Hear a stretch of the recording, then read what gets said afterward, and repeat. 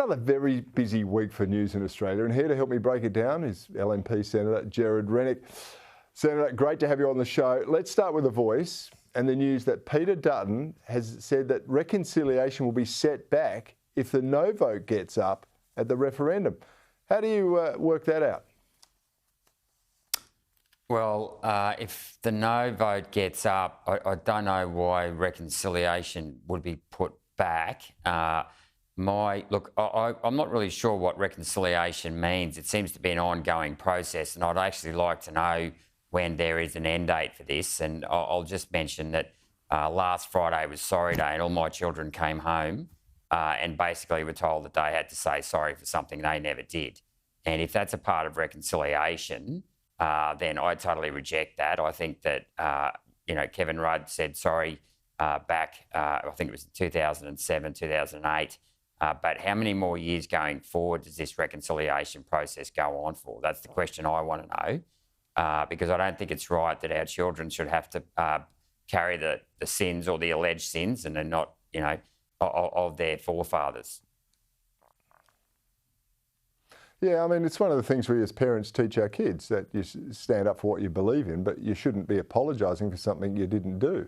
And quite frankly, I think many people out there would agree with you. So I'd encourage people to vote no, Senator Rennick, because I think it's racist and divisive for this country. I'm not sure what Peter Dutton was up to there. Okay, now here's something I picked up actually from your Twitter feed. Retired Canberra journalist Paul Bongiorno spat the dummy this week about the use of the word elites. In a tweet, he said, without them, we'd be, quote, a pathetic, underperforming trash heap. Now, is that an elitist way of talking trash to the little people, Senator?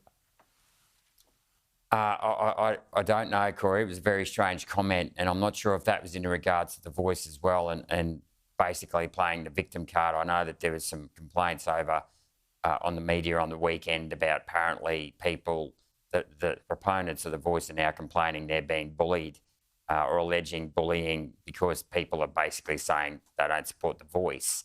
And I think that's double standards if ever I've seen it, because for a very long time, Twitter has been a place whereby the left have bullied anyone with a counter opinion to their own. And now that Elon Musk has allowed right-wing views back onto Twitter, we're now getting these former bullies, the left-wing bullies, now playing the victim. Yeah, but I saw it as more than that, Senator, in the sense of we talk about the elites as people who try and foist policies and influence upon us without being accountable to themselves. They can push renewable energy, for example, while they're earning $1 million a year and sitting on the harbourside mansions, while the rest of us actually have to pick up the bills along the way. That's the denigration of the elitist way of rule that seems Bongiorno was promoting, and it, I think, is appalling for anyone. Yeah, well, this is what happens is the elites ride on the coattails of the battlers, and I've often said it's all about this country was built by the battlers, and we have these, and many of these elites are often in roles where they have absolutely no responsibility or accountability. Many of them, I suspect, work in the bureaucracy, the back rooms of the bureaucracy, and spend a large part of their time at work actually trolling other people and carrying on like that. So it's just another case of double standards and trying to put down counter opinions.